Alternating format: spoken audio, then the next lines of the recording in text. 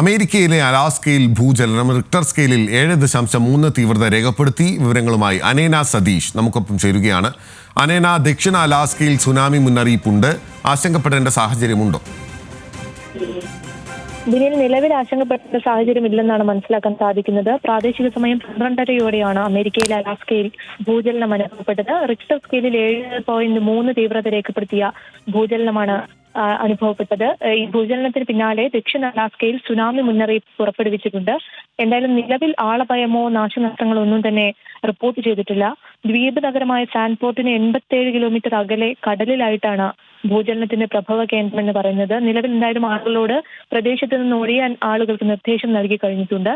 എന്തായാലും മറ്റ് ആശങ്കപ്പെടേണ്ട സാഹചര്യങ്ങളൊന്നും നിലവിൽ നിലനിൽക്കുന്നില്ല.